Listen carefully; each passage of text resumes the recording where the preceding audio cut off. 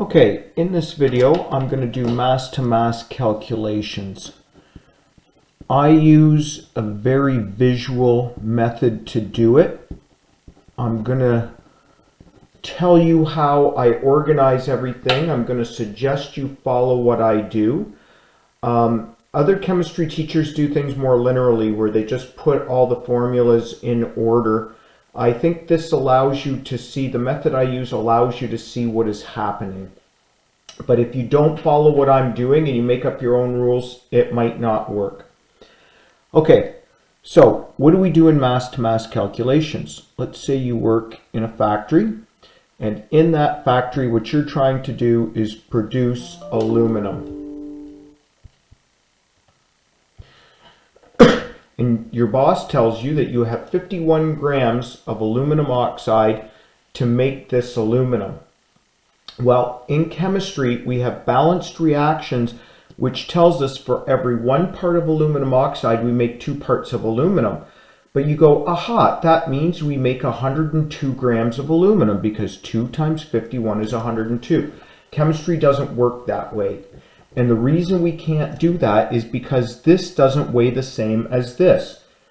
This has a molar mass, if you look it up on the periodic table, of 27 plus 27 plus 16 plus 16 plus 16 is 102. This has a molar mass of 27, but we have 2 of them, so that would be 54. Because these 2 chemicals don't weigh the same, what we have to do is we have to convert this into moles before we do anything.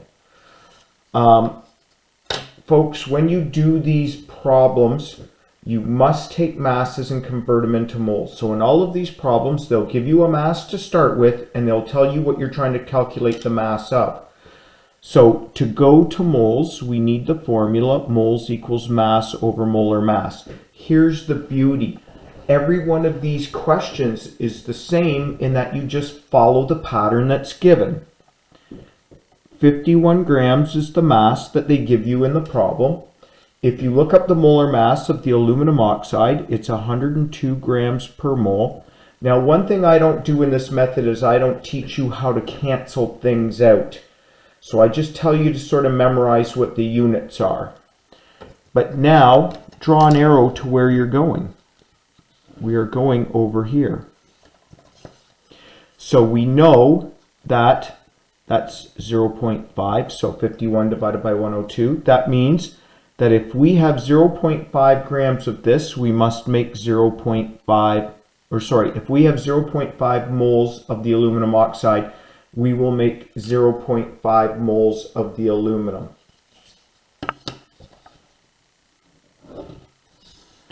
So if we want to find the mass of aluminum, mass equals moles times molar mass equals 0.5 times the 27 times 2 is 54 grams per mole.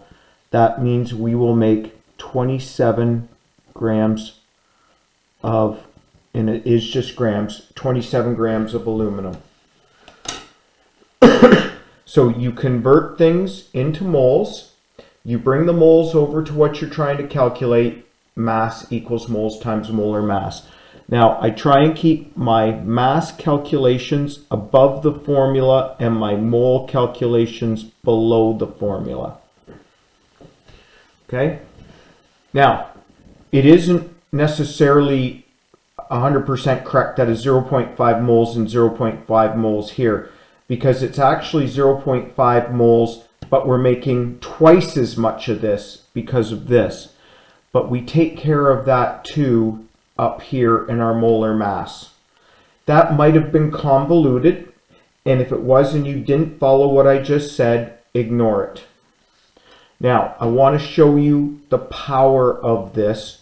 Let's say that we go back to the same old thing. We start with 51 grams of aluminum oxide, and your boss says, how much carbon are we going to need if we're going to use 51 grams of aluminum oxide? So you can dance around anywhere on this chart, and I'm going to do 4 calculations, and I'm going to show you, and they're pretty much all the same. So in the first calculation, I said, how much aluminum will we make? Anything on this side is what we're making. If I give you 51 grams of aluminum oxide, how much of this are we going to make? Now what I'm asking you is, if I give you 51 grams of this, how much carbon do we need to react with it to get this to work? It's the exact same thing over and over and over. Whatever they give you, convert it into moles, which is mass over molar mass, which we know is 0.5. We did the calculation up here. Go over and move that 0.5 underneath what you're trying to calculate for, and mass equals moles times molar mass equals 0.5 times, carbon has a molar mass of 12 if you look it up on the periodic table, but we've got 3 of them, so 3 times 12 is 36, so it's 0.5 times 36 is 18 grams. So your answer here would be, we need to react 18 grams of carbon with 51 grams of aluminum oxide. This would give us the perfect reaction. So your boss can ask you how much you're going to make in the day. Your boss can ask you how much of the other reactant you need. Let's try a different question. Let's say that we want to deal with CO, and your boss tells you that you want to make 48 grams of carbon monoxide. Let's say you were in the business of making carbon monoxide, and then your boss asked you, how much aluminum oxide would you need for that? In these problems, they always do 2 things. They give you an amount, and they ask you how much of something else you're going to need. Just draw your arrows towards what they're asking for. So you can dance around anywhere on this chart. They will always give you a number or an amount, and they will always tell you what you're trying to calculate. So put the number above whatever they give it to you, whichever chemical they give it to you for, and put a little asterisk over what you're trying to calculate for. Number asterisk, number asterisk. Moles equals mass over molar mass. They gave you 48. The molar mass of CO is 28, but we've got 3 of them, so that's 84. Let's simplify this. Let's call it 42. You'll notice, folks, I'm using simple numbers here so that I get easy mole amounts. It's not always going to be 0.5. It can be 1.13. It can be 1.4. It doesn't matter, but I'm just giving myself easy numbers to use. You move that over here, and then you go up and you do this formula. It's always the same. Moles equals mass over molar mass. Move your moles over here. Mass equals moles times molar mass, so that would be 0.5 times 102, which is the molar mass of Al2O3, so that would come out to 51 grams.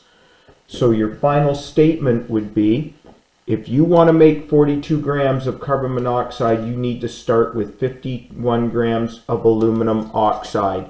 So what I'm trying to show here is, if you've got a balanced equation written down, so always make sure this equation is balanced before you start. They will always give you one number. You can always find another. Okay, so let's say that your boss says that they're going to give you 72 grams of carbon. How much aluminum can you make from that? You can draw this little box anywhere. Wherever they give you an amount, draw the arrows. Draw the arrow over towards what you're trying to solve for, and then go up and solve for it. Always do moles equals mass over molar mass. The mass they give you is 72 grams. 1 carbon is 12. 3 carbons are 3 times that, 36. That equals 2. Move that 2 over underneath what you're trying to solve for. Mass equals moles times molar mass equals 2 times 1 aluminum is 27, but we got 2 aluminums, that's 54. Remember, that's the molar mass on the periodic table. That's 108 grams. So your answer is, if you worked in a factory and you had 72 grams of carbon in the factory that day, you would be able to produce 108 grams of aluminum. They can give you a number over any one of the parts, and they can ask you to calculate any other part in that formula. That's mass to mass calculations. I would highly suggest you watch this twice.